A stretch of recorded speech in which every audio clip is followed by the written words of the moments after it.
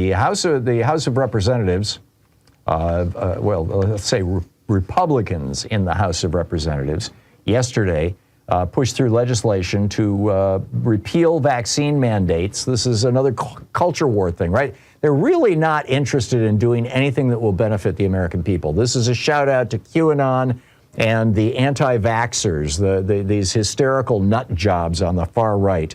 And there's a few of them on the far left, too. Congressman Jim McGovern called them out, the Democrat of Massachusetts. He said, this is not serious legislating. This is political posturing. But that's all Republicans have, right? You know, their tax cuts for rich people are not going to get past the Senate. And you know, they're gutting the EPA and the IRS, not going to get past the Senate. So this is the kind of stuff they do. But this is actually harmful.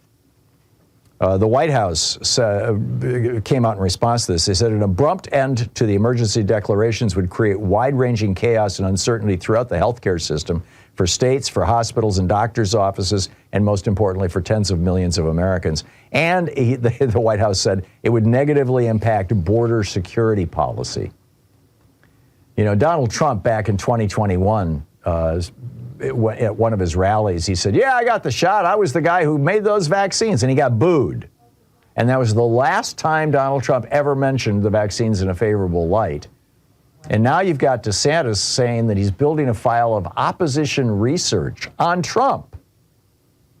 Right? This is one of the DeSantis people told a news reporter to emphasize the point. DeSantis is.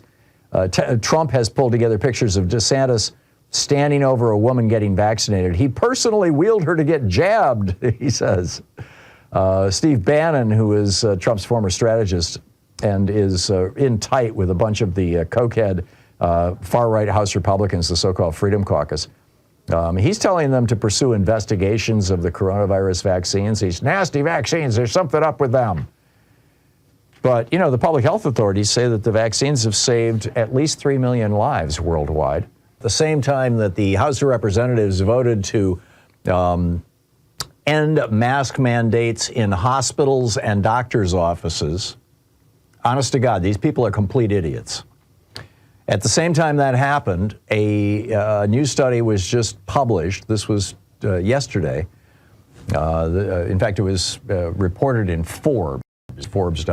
The headline is, Study Finds COVID a Leading Cause of Death Among Children and Adolescents, How to Stay Safe. And COVID turns out to be the number 3 killer of children in the year 2020, the year 2021, and the year 2022. Number 3. Now, part of that was that kids didn't have vaccines in 2020.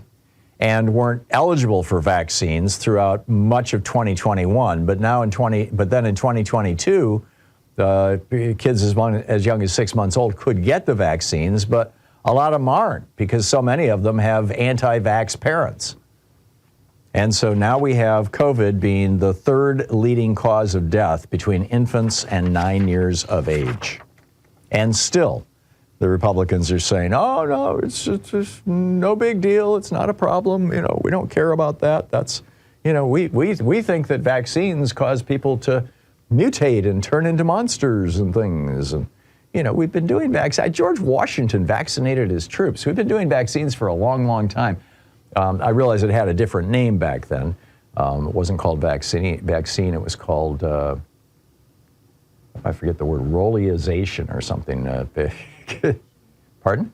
No, it wasn't inoculation. There was another word for it. But anyway, it's been around forever. But there's always going to be anti-science people, right? There's always going to be people who are just unwilling to understand or